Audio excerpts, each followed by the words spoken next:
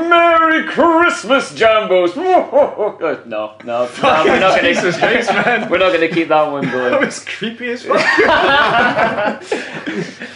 Duncan, who sits next to us, did a good like when we were doing like since I was young, I followed Heart's Bell. Yeah. Ho ho ho ho! Oh, that's quite good. Yeah, that's patter. That's what that is. That's the sort of wit that you need to start a podcast, not like my shite. Hello, everybody. Welcome to We Have No Cares. We have just watched a very professional performance by Heart of Midlothian against Alloa Athletic. My name's Nicole Hay. I'm joined by Robert Borthwick. And our very special guest this week, we've got Marley. Hi. And we've got Monkey. Hello. Yes! I like how he just waved at the iPad there. Yeah. I'm still not sure about this technology. He fully understands the audio medium. We've got Jamie Hamill, superfan number 1 on the podcast, so we'll be looking forward to his views a little bit later. I don't on. just like him, I look like him. That's true, you do. You've absolutely cultivated every aspect of your body Yeah. to be and understand more the Jamie Hamill experience. And I'm glad it was you and not anyone else. So, Heart of Midlothian won 2-0 today. Yep. It was a very professional and straightforward performance. Let's just dive right in there. We had a team out there. There was 11 of them. 11 men. It was a great start. Yep. Scotty Robinson keeping his place after Love Scotty Robinson. a match-winning performance last week. Yes, indeed. 2 weeks ago. 2 weeks ago. God, that's right. We missed ourselves last week thanks to the Cowdenbeathian freeze. Aye, they actually had a van on the pitch trying to use the exhaust fumes to heat up the goalmouths. That's actually incredibly inventive. I'm very impressed. It's incredibly true as well. Craig Levine tweeted the picture.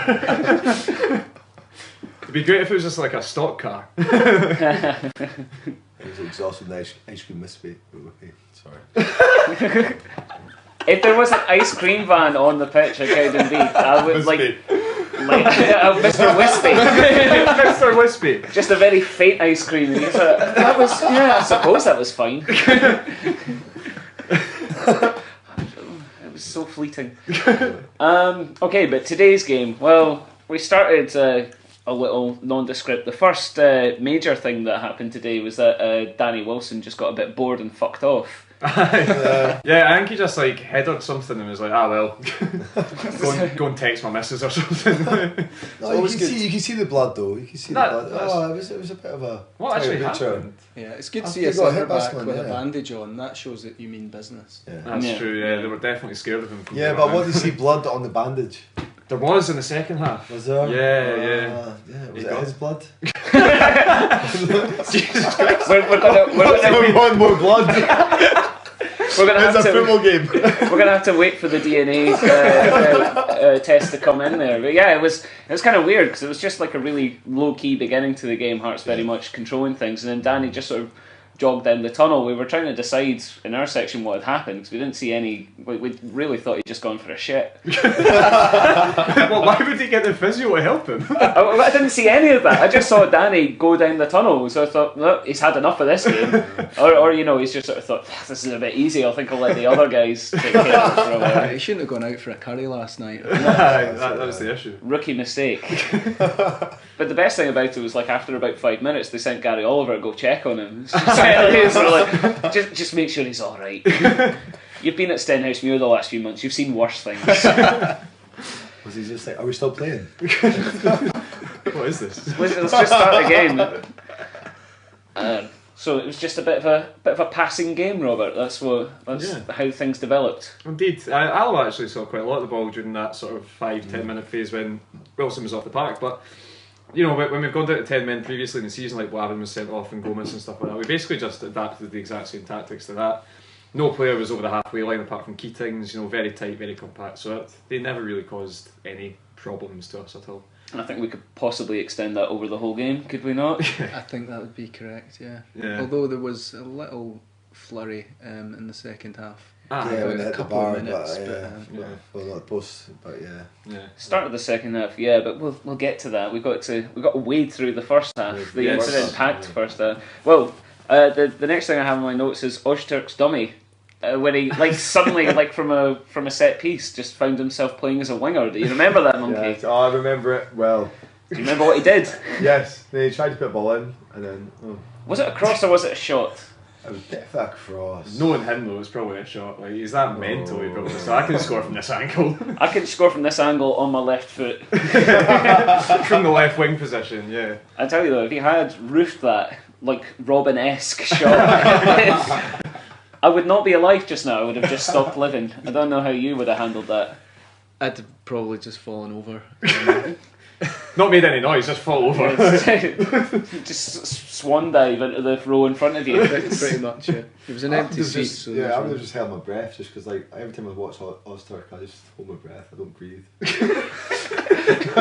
This is like some prelude to a strangle wank. I'm not really sure what's happening. I'm just like take a shot because I will die because I can't breathe. Honestly, it's just it's poetry in motion. It is. But if you saw, it was right next to me as well. Like you saw his face when he got the ball out wide. It was like Christmas had generally come 5 days early. He was like, I have been waiting for this for so long. I've been stuck a centre half for far too long. This is what I am the best player in this team. That's basically. I'm sure he believes that. And I'm not going to tell him he's wrong. He will fight you. And then, the next major incident was in the very similar position. Prince Boabin basically did their right back inside out like a kipper. Yes, very effortlessly as well. Like I think it wasn't even the right back. It was your friend and mine, Stephen Simmons. Big Steve. Like he gets everyone on that pitch, Monkey. He fills in the gaps. He was not as much as Jamie Hamill though. He is. He's like a sort of olden day Jamie Hamill. He was the prototype. He was the prototype that Jamie Hamill perfected. The midfield powerhouse, really. He was done inside out, and Prince got himself free. There was no way he was ever scoring with like 3 Alloa players between him and the goal, but he'd absolutely earned the right to take the shot anyway, so he did. Yeah, he just did sort of like exactly the same as Ozturk, but didn't even get as far as that because the defender was basically inside him when he hit the shot. But I'm not sure that's entirely legal under the laws of the game, like penetration. To be inside the players, illegal, I reckon. That's a yellow card for penetration. But it is Christmas, so you never know. Maybe just everybody would just really get into the spirit of it. And then after that, James Keating scored a goal. Yes, he did. What happened, Marley? I'm actually trying to remember. Well, I'm glad we had you on the podcast. Well, I think I can remember. Monkey's got his hand up. Come on. Yeah, well, Pilardo tackled the ball. That's right. Yeah. It was a beautiful tackle, actually. It was. It was straight out of a Monkey Jamie Hamill 5-a-side football game. And basically, I understand he's been scouting you very, very closely. He played a wee bit of 1-2, got through, and then just played the Keatings. And the way that he let the ball roll, and it was that was what made the goal. And then basically just done with it, and then it was a nice finish. I agree. It was not. I was going to say first touch, but first lack of touch when you sort of ran over. Well, that's it. Yeah, he ran over it. He gave himself that yard that actually it was almost sort of in that position reminiscent of Scatchell in his prime. He didn't have to touch the ball to give himself a bit of space, and then the finish was very sublime. Yeah, it was lovely. It was great. He was involved in the passing build up to the ball as well, which I found quite nice. Sort of dropped in and played a little bit creator, but. What was most impressive was just like he held on to the ball but not too long, which we've maybe seen a few Hearts players do this season, but he held on just to the right length of time to get himself the space to tuck it away. He's a poacher and he poached. He did both of those things. Yes. Yep. So well done. That was a lovely goal and it made it 1-0 to Heart of Midlothian. It did. Yes. Yep. I'm going to describe everything that happened. That is how the scoring system in football works. You've nailed that. We scored one more than them. That's right. Yeah. Yes. Yeah. Hey, you're learning. This is much better than rugby. Oh God, I was furious. They were advertising a rugby game on the sideline. Really? Yeah. We are lucky we didn't see that from the main stand. Oh, yeah, in the main stand. Yeah, it was right there. Edinburgh. Old Bertie. Apparently Edinburgh are playing Glasgow on January the 2nd. Oh well, you going to go? At 7:35. Absolutely not. I'd rather drink bleach. Well, There you go then. Saving your pennies for Livingston. If you want to come along for a whiskey, no. Did you know? There was also the advertising thing was great. Like it was every so often, like Anne Budge's face would just pop up from the advertising. But it was beautiful because it scrolled right the way down. Like Anne Budge's head just sort of popped out. You thought, oh, maybe it's going to stop with the port driver. No, kept going past her arms right down to the vagina region, and then we stopped. It's like, well, I'm glad we all saw that. That's our new spying system for the volatile bigots. I'm still here. Aye. She's got a finger in every pie in this club, and I'm absolutely delighted to see her fingering pies. Rugby. Why? The next most amazing thing that happened is Adam Eckersley, who's starting this game for the still sadly injured Kevin McCarthy, chased down a ball on the touchline, which I think was going to go out. But then he made sure it didn't. He was on his arse. He stopped it going out. He stood up. He took the ball back and he crossed in, and it was great. You don't remember this at all, do you? No, I do. He totally didn't mean to keep it in. It just sort of hit off his arse. And he looked down and the ball was there and he thought, oh well. How dare you? That's what happened. It was right in front of me. Marley? I don't agree. I thought it was a fantastic bit of play by Eckersley there. And I think right. So it's gang up on Rob Day, is it? Is that? I saw it as well, to be honest, just put it out there. Yeah. Oh, thanks, Monkey. Yeah. Alright, well, he meant it. He meant it. Fine. He is a genius. I do. I've got a lot of time for the Eck, I must say. He's solid as a rock. He is solid as a rock, you're right. Has an Eckersley cake. But it's part of what... it was part of that move, that sort of like then in a secondary, tertiary motion became their second goal. Yes. Care to describe it, Robert? Yes, it was Jamie Walker. It was. Yep, it was Jamie Walker, and he got on the right hand side and crossed it, and Cal Patterson slid it underneath the goalie's arsehole. And it went right into the goal net. He identified that. He identified that weak point of the goalkeeper there. Aim for the gooch. So Robbie given the talk before the game. It's like he's got an awfully weak sphincter. This goalkeeper. It's like hitting the back of a Panzer tank. You can only hope that Patterson shouted "megged" as he ran away. Yes, I fucking hope so. Well, he's the kind of guy that would do that as well. To be honest, I didn't think any Patterson was going to get anywhere near the ball though. It was a good wee poke. It was a great poke, phenomenal poke. All had good pokes, but that was one of the best pokes I've seen. Could you give us your rundown of your top 5 best pokes, Monkey? Well, oh, he's getting a bit misty eyes. I think this might be for 2 of them are family, so I can't say. No, I can't say girls' names. So, that's the more girls don't. That's it. You don't. You don't kiss and tell. Oh, you're talking about football? Yeah. Pokes. Oh, yeah. But do you poke and tell? Well, obviously the best poke was the one against who was it? It was Barcelona against Chelsea. It was not like Ronaldinho. Oh no, that wasn't a great poke. The free kick that went under the wall. No, it was the one he got the ball in the box. There was no backlift. And he just kind of just poked it in. Yeah, it was great. Yeah, it was a great poke. That was a great poke. But the last thing I expected when I asked Monkey to tell me about a great poke was him to actually go ahead and do it. So, fantastic contribution. Well, Jamie Hamilton had a few pokes. Well, that's Ayrshire.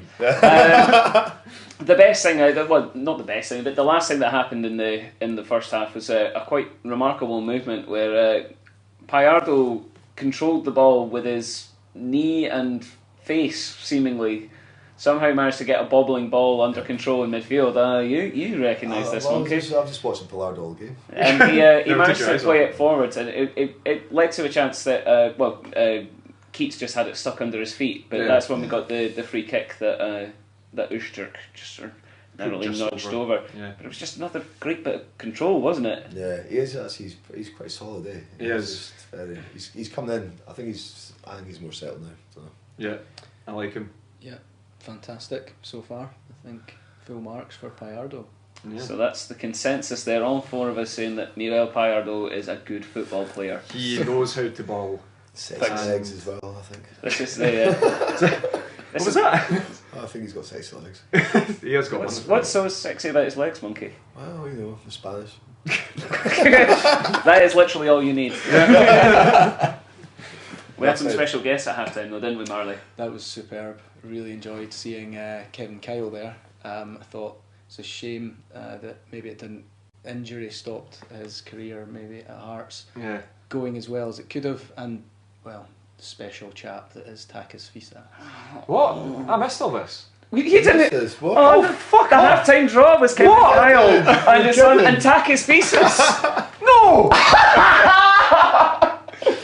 Robert. Oh, dear. Robert. Fuck me and my nicotine Have addiction. an audio hug. That's right. My literal favourite ever Hearts player, Takis Visas, was on the mic and enduring Scotty Wilson's terrible chat for getting him to sing the Champions League song. Well, Kevin Kyle, first of all, was the banter king, describing his goal against Hibs in the New Year 2011 derby. You're going to have to describe it to me. I missed it. I don't know if that's been covered. Well, he said he tried to run to give the Hibs fans some abuse, but he was too tired, so he had to stop before he reached the halfway line. I absolutely believe that. And he got a very polite round of applause, and then they brought out Takis Visas, and his round of applause lasted, I'm going to say, in the region of 50 minutes. Yeah. There was definitely a difference in the decibels of. Yeah, the funniest thing though is that Kevin Kyle's kid was there, so I'm just imagining, it's like, Daddy, why is he so much more popular than you? Shut up. But yeah, Takis said some words, and Scotty Wilson, the original man that he is, got him to sing the Champions League song, and the Alloa supporters very disrespectfully. It was terrible. Well, that was actually, but at least he waved to him. He just brought it back and just kind of waved to them, But he put them back in their box. Like the class act he is, as Panagiotis always does. It was a bit, but it was still a bit of a bad thing for them to sing for that. But we don't really do that at half time. Yeah, like they didn't read the No rules. gentlemen, are they? No. Have you been to Alloa? All 15 of them. very poor crowd. Like there can't be more than 40 people there. Have any fans though? Really? Do they? Football team. They should have. That is literally how it works. Yeah. You would have thought so. Well, in my research for dissing the town of Alloa on Twitter earlier today, I found out they've got a population of nearly 19,000. Really? Yeah. That many? Apparently so. Fucking hell. There you go. There you go. Probably all on a bus to Celtic Park. That's not where Williams Brothers beers from. That's right. Yeah, that's the last remaining brewery. I take Alloa. back my criticism of Alloa. It's a wonderful place. Are you going to give any follow-up reasons just, for that? No? Remembering that Williams Brothers beers are from. Yeah. So I think we all. They've also give a big shout out to Williams Brothers in case we get some beer. He's literally 19 minutes into his first ever podcast. He didn't know what we had to explain to him what podcasts were before he started here, and he's already getting the plugs, pulling in the sponsorship. He's brilliant. I'll say one more thing for Alloa before we move on, as we probably should. But they've got the best badge in world football. It's a big muscly wasp. It's like a big bodybuilding wasp, just in the middle of like a sort of shield-shaped emblem. It's incredible.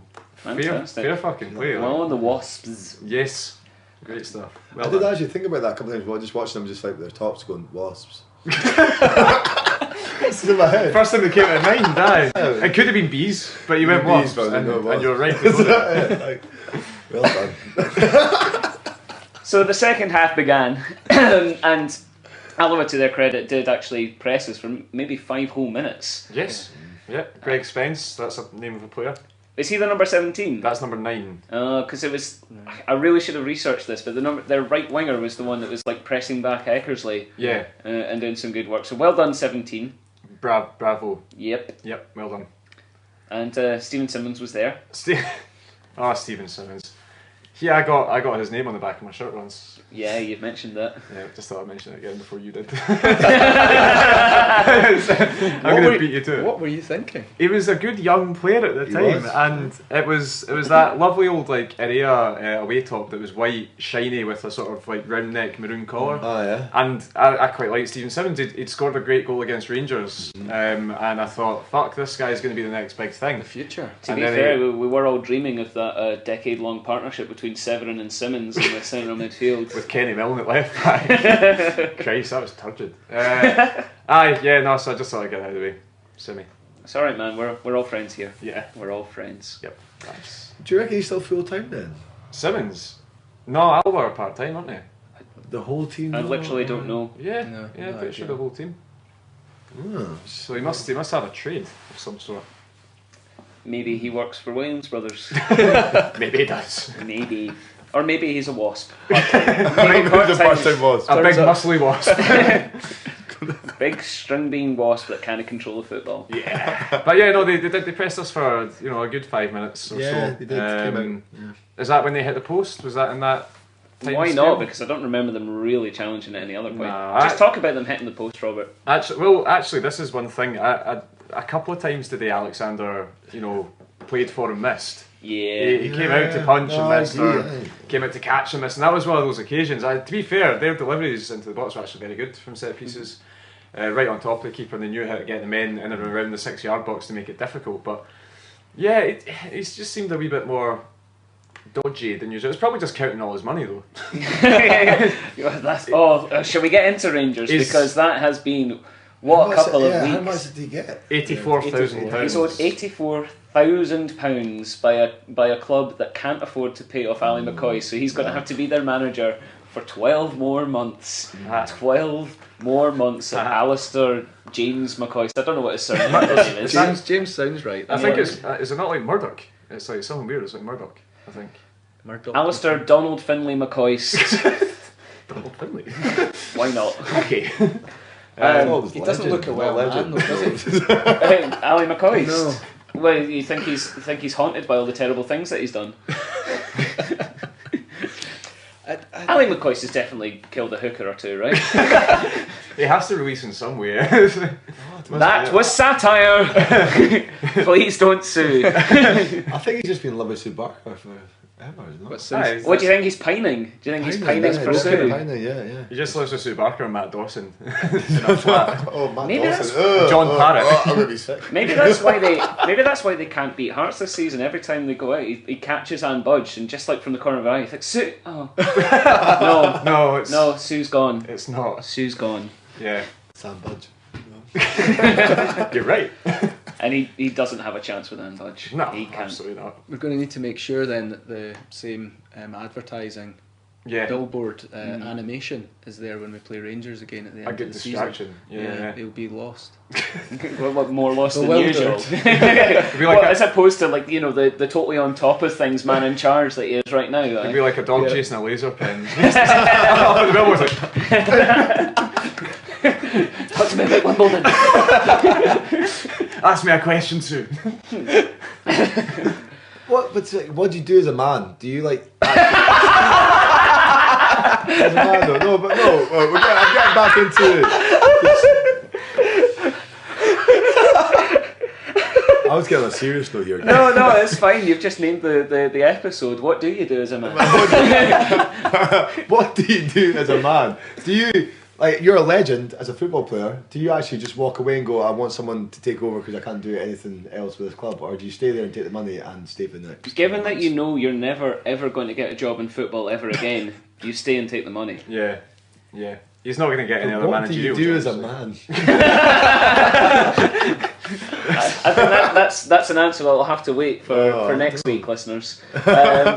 On to the second half. Our first really good chance of this half came from a little bit fortuitously. The ball bounced off the central defender's head into Walker's path, and he kind of shat it a little bit. Yeah, he turned his man really well. I thought, to be fair, actually, talking about this with the guys next to me today, it was Walker, Keatons and Boabin were all on it today. They were all looking very sharp. But no, Walker turned his man brilliantly, and he had a square ball. He should have hit across the keeper. He didn't. He just kind of shat it into the side of the net. Really, it wasn't a great effort. I don't know about you, but I kind of felt like he could have just done a little bit of footwork and got a shot off himself, which is what I would kind of expect Walker to do, no? Yeah, I would expect that from Walker, and he's been playing quite well. So yeah, I don't think confidence is an issue for him. But and also congratulations to him for now being a dad. He successfully had sex, and he's got the rewards for that. So. all that work in the training ground really paid off. Exactly, yeah. But no, congratulations. I would have thought he would have been champing at the bit for a goal, so he could have done the cliched rocking the cradle celebration. Yeah, absolutely. It wasn't to be. Maybe he just fucking hates his kid. It's Maybe all speculation. it's not his. Speculation again. Yeah, maybe he looks phenomenally like Osman So.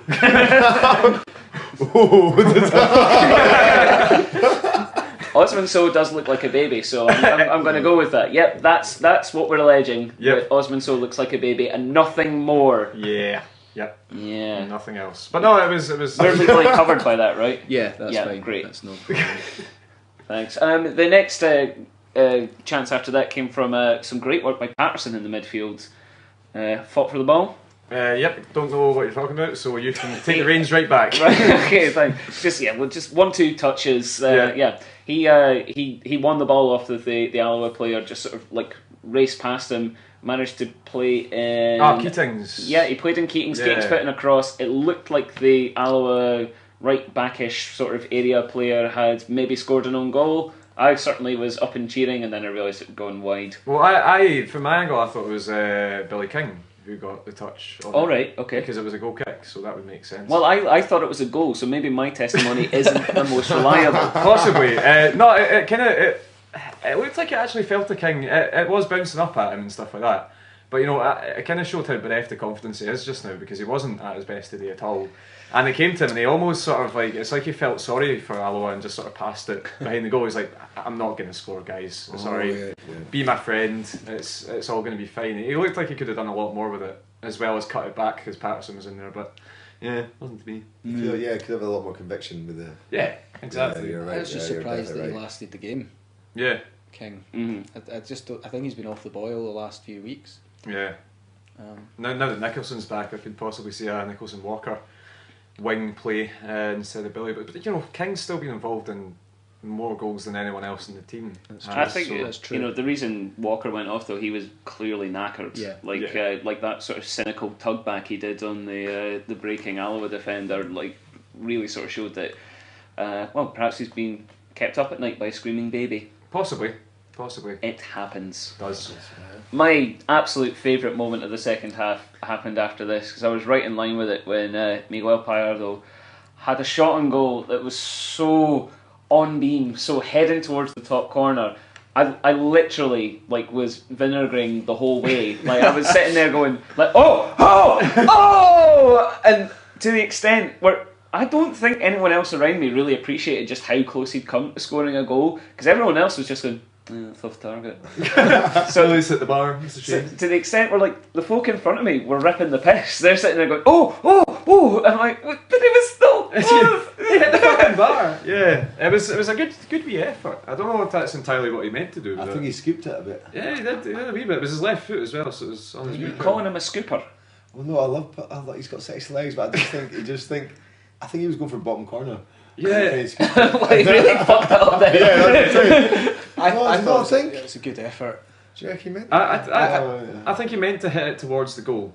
Yeah. And I think that the happened. general direction. Yeah, I don't think he was meaning to sort of chip one into the top corner, because he doesn't come across as that kind of player. But he is Spanish. But he's not that type of player. He is Spanish. He's not that type. He's not the type to go for the top corner. You can't blame him. There's no malice in it. Is that Andy Townsend? Sure. Yep. No, but it was it provided me with the same sort of reaction as you. To be honest with you, I was right dead in line with it. It was in all the way. I thought, but this is why we work. This is why it happens. Yeah. This is the source of the magic. It is. So,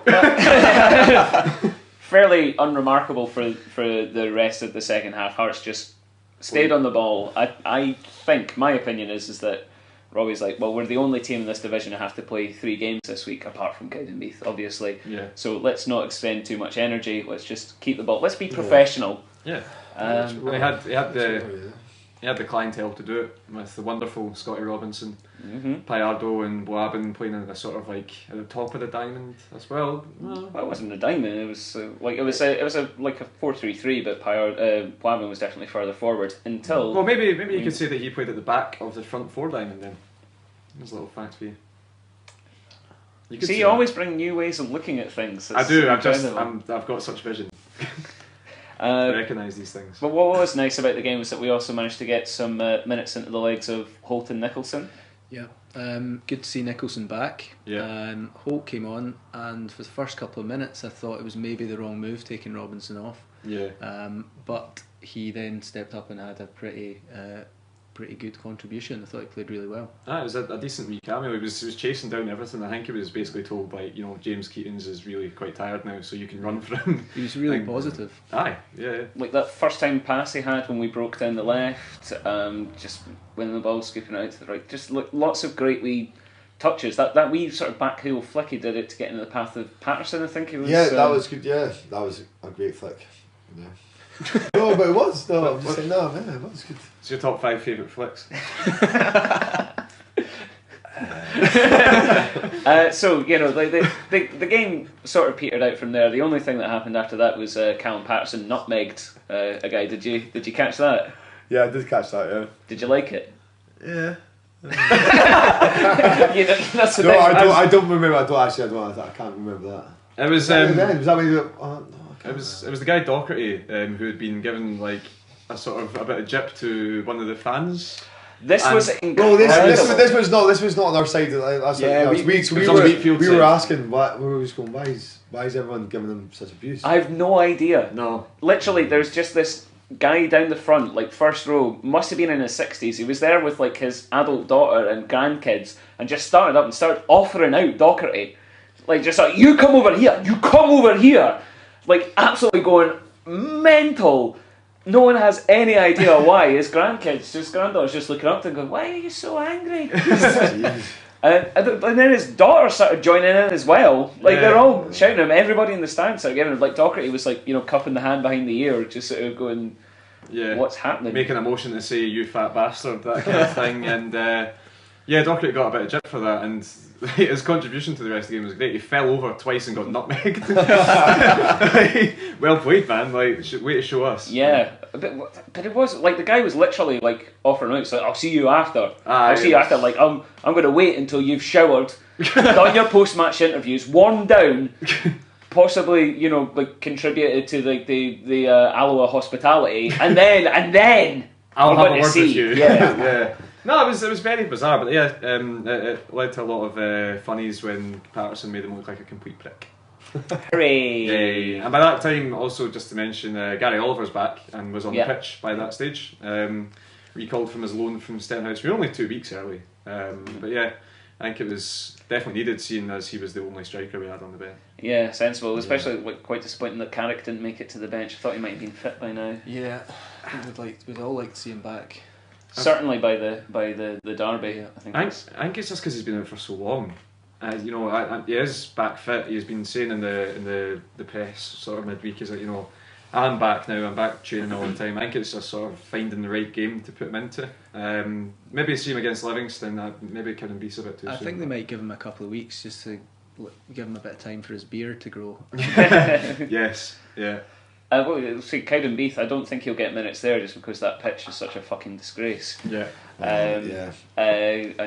But Livingston's possible. Their pitch is okay. But like I thought he might have got some minutes today just because because it would have been nice. It's not a difficult game. Yeah. So that was kind of the match. Sum up, Alloa I can see why Alloa made it hard for us over there. I can see why they've managed to get points off of Hibs and Rangers. But in the end, we controlled the game quite well. Yeah, a couple of industrial tackles second half. Effort on Holt. Yeah. Which the referee appeared to completely miss. The boy was about 4 feet off the ground. It was an incredible tackle. Yeah. I just kind of woke everyone up in the stadium though. I was like, it's football. Yeah, I think Alloa are very clearly tired with about 20 minutes to go, and that's we've seen it with other First Division sides at Tynecastle this season. That's kind of what they resort to. Yeah.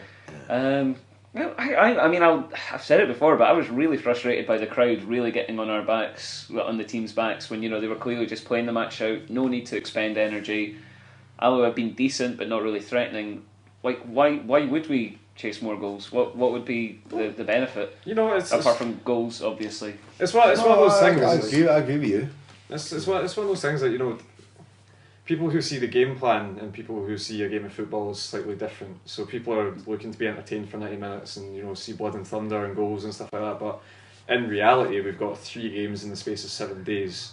Yeah. We had the game won from about the 50th minute onwards when their wee onslaught ended. Yeah. And, you know, it makes perfect sense. You know, we've done it in other games this season as well. When we went 3-0 down to Celtic in the League Cup, we didn't do anything. We just sort of passed it about and, you know, didn't try too hard. It's all about conserving energy at this time of year as well. So I think we've been spoiled really this season. 5 goal flourishes, you know, it's been fantastic, and people maybe come to expect these goal frenzies, and are slightly disappointed when they don't get that. Good thing to be disappointed about though. We're still winning games, like.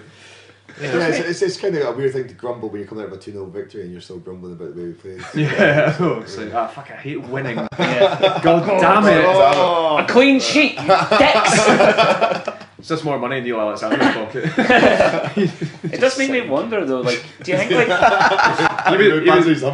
he was dishing out He was dishing out Hennessy to the back four the whole game. Come on lads, warm yourselves up. Is that why he called over Eckersley after the first goal? Right, you have a shot, come on. Get this down, you. A goal's a shot. Don't leave me hanging, bro.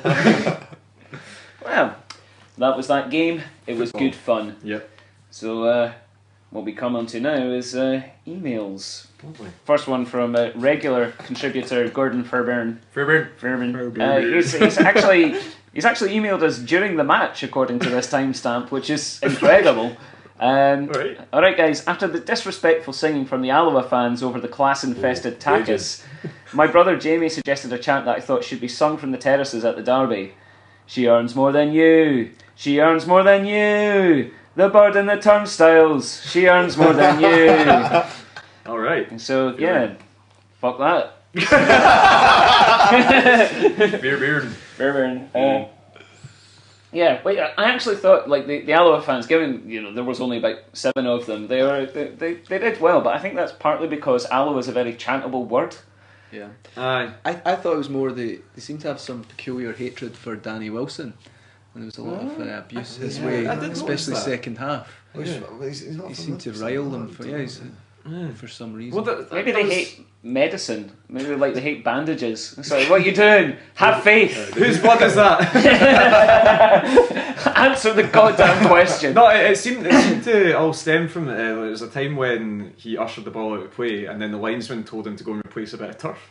And then Alloa fans started shouting something at him, and he just sort of turned around and smiled and waved. And then every time he got the ball, they booed. So they hate greenkeepers.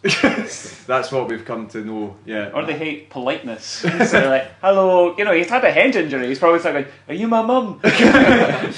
Yeah, no one knows. Peculiar. No, that's only like progress. Maybe they're just baffled by the idea of actual grass. They didn't know what was going on. They had to replace something. They thought they were fucking up some plastic.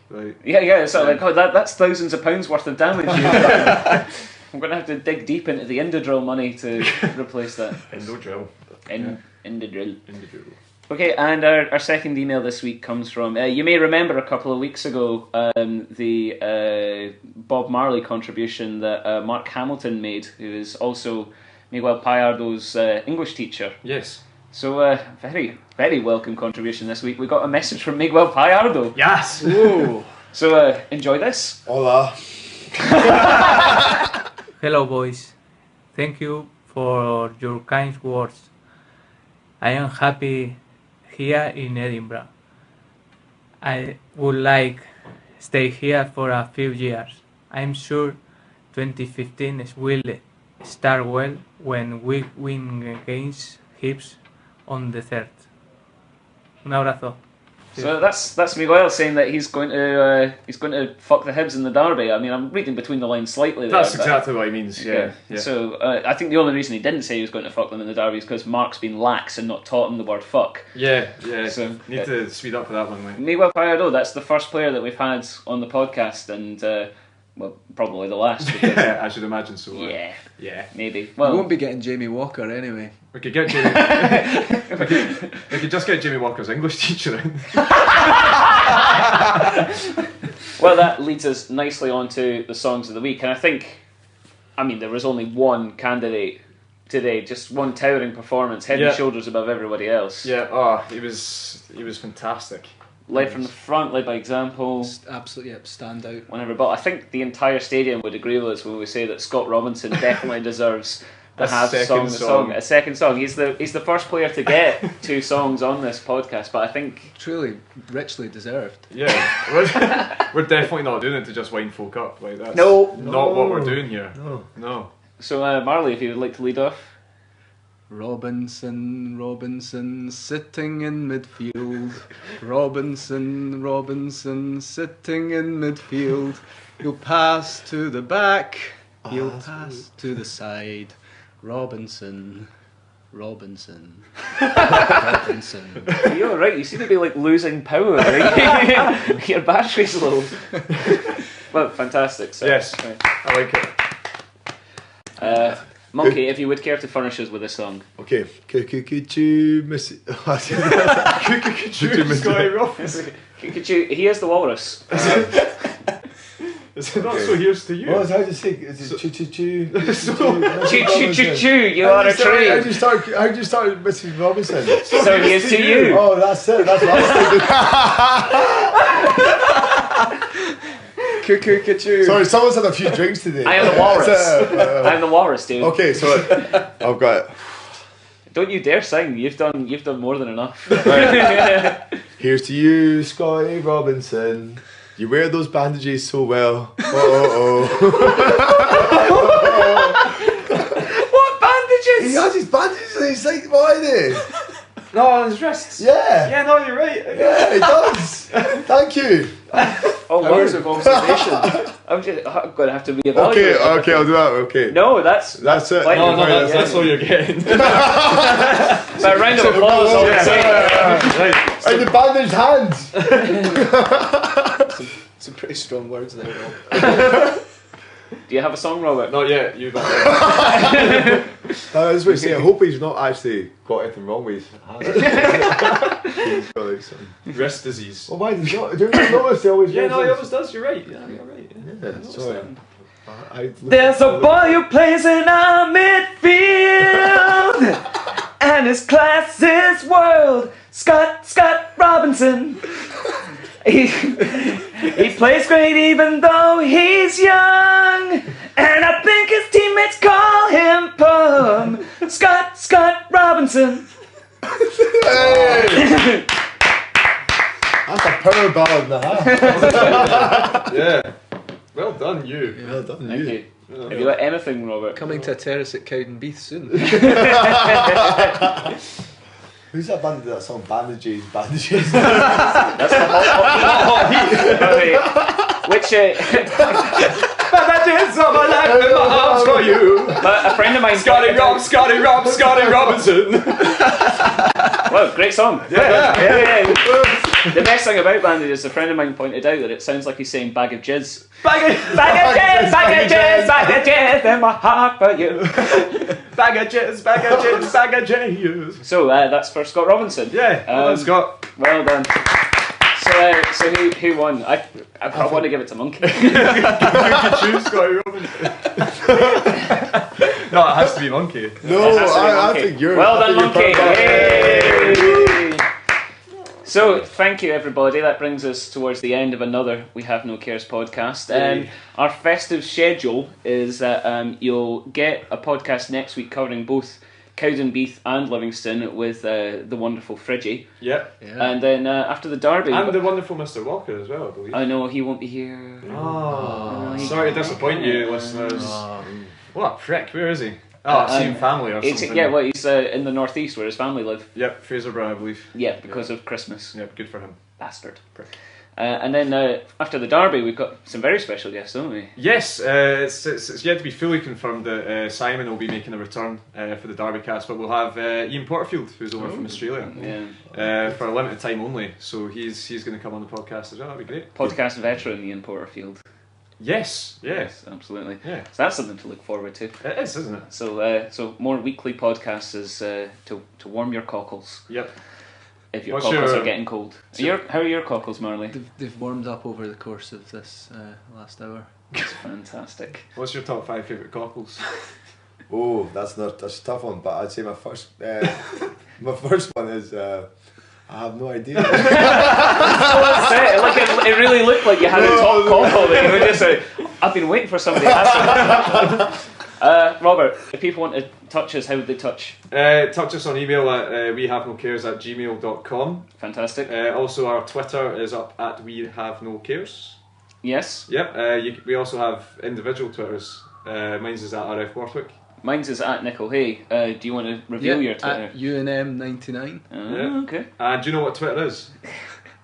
It's an owl.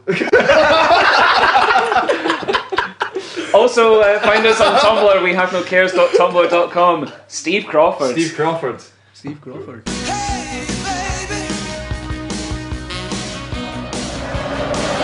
Amaruso, that's a run, it's a done!